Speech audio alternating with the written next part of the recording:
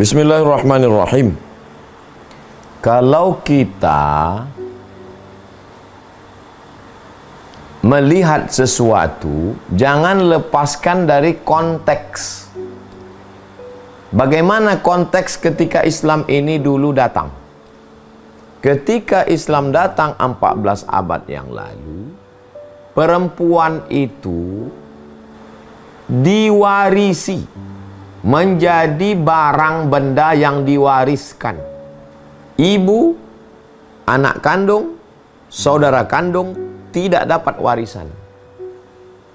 Begitu tradisi zaman dulu. Lalu kemudian seorang laki-laki menikah, lahir anak pertama laki-laki. Habis itu si laki-laki tadi menikah yang terakhir saat dia sudah tua punya istri lagi, karena mereka zaman dulu poligaminya tanpa batas. Ketika meninggal, anak yang pertama ini boleh mewarisi istri bapaknya yang terakhir. Maka ketika Islam datang, haram hukumnya menikahi ibu tiri. Ibu tiri, istri bapak kita, itu mahram mu'abbad sampai hari kiamat. Dia adalah ibu kita, tak boleh dinikahi.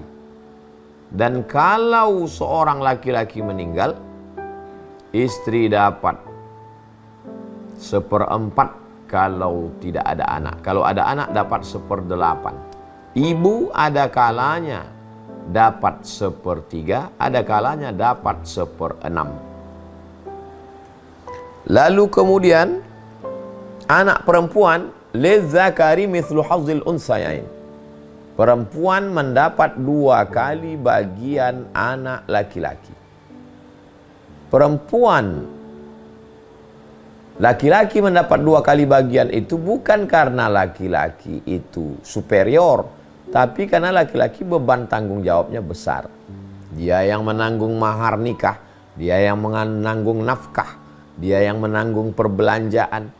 Kalau ada saudaranya yang susah, orang tuanya yang tak makan, dia yang menanggung. Jadi dibalik lebihnya bagian laki-laki, sesungguhnya ada tanggung jawab yang besar. Perempuan, dia tidak menanggung apa-apa. Perempuan kalau dia punya harta, dia tidak menanggung apapun. Kalau ada perempuan yang ngasih makan anaknya dari gajinya, itu adalah pertolongan dia untuk suaminya. Nah itu, jadi jangan. Zaman Nabi SAW dulu, perempuan itu kalau dia dalam keadaan menstruasi tidak boleh masuk ke dalam rumah. Dia dibuatkan satu tempat khusus. Dan itu masih ada di suku-suku primitif zaman sekarang. Ketika Islam datang, perempuan yang menstruasi, mohon maaf, boleh serumah dengan suaminya, boleh satu kamar, boleh satu tempat tidur, boleh memasak. Tidak ada satu larangan apapun. Jadi Islam datang sangat moderat, memotong jarak zaman 14 abad. Dulu perempuan tidak boleh membaca kitab suci, tidak boleh belajar membaca, jangankan baca kitab suci. Ketika Islam datang, perempuan meriwayatkan hadis. Baca tarajim rijal, biografi periwayat hadis. Berapa banyak periwayat perempuan-perempuan. Dari kalangan sahabat, dari kalangan tabi'in, dari kalangan atba' tabi'in. Bahkan ketika kami belajar di Maghribi Maroko, Darul Hadis, salah satu dosennya, Dr. Faridah Zammaru, adalah perempuan. Menjadi dosen. Dan dia belajar kepada Dr. Rawandi. Dr. Rawandi juga berguru kepada seorang perempuan namanya Aisyah binti Syati Abdurrahman. Aisyah Abdurrahman binti Syati. Seorang perempuan yang luar biasa menafsir Al-Quran. Ya, jadi orang yang mengatakan Islam mendiskreditkan perempuan, ada sesuatu di balik statementnya itu. Sesuatu kejahilannya, atau pura-pura jahil karena dia ada dapat pesanan untuk mendiskreditkan Islam. Ada beda cara pandang tentang memuliakan. Menurut Islam, Memuliakan perempuan itu adalah dengan menutupinya, menutup rambutnya, menutup wajahnya, menutup dirinya. Sedangkan Barat, makna memuliakan adalah membukanya, melepasnya atas nama isu-isu wanita, isu-isu gender. Kenapa? Kenapa meledak gender ini? Karena selama 15 abad perempuan mengalami tindakan diskriminatif. Perempuan tidak boleh membaca, perempuan teraniaya, perempuan tidak punya kuasa. Beda dengan Islam.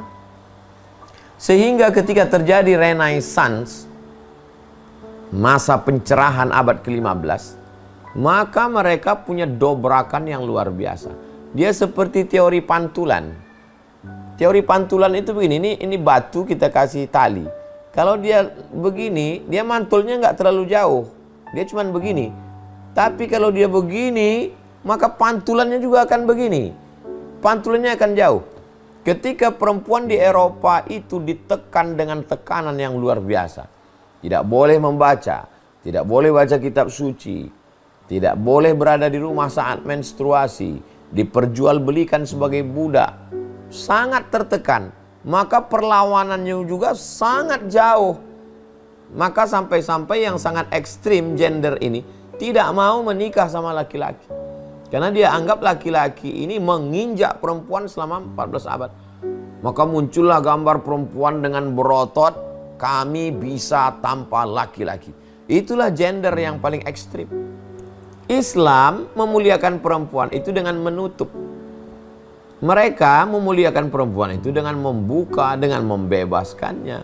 Lari dari ajaran agama. Kenapa mereka meninggalkan agama?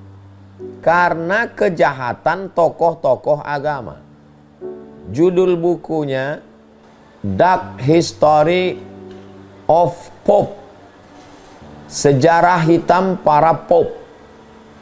Tulis saja di Google. Dark History of Pope. Lengkap di dalam itu.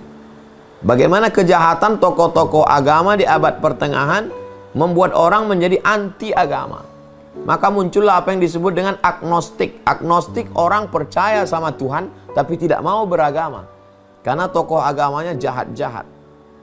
Akhirnya muncullah anti agama. Tapi tidak anti Tuhan.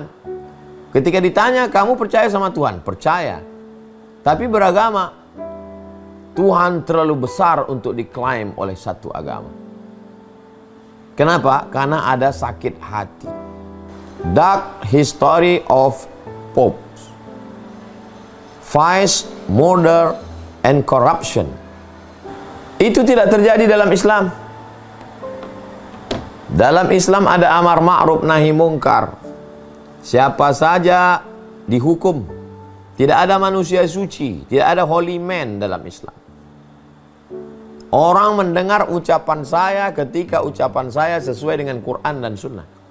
Kalau saya melanggar, maka umat yang langsung mengkritik, kamu salah hai Abdul Somad, karena kamu tidak sesuai dengan Quran dan Sunnah Rasulullah SAW.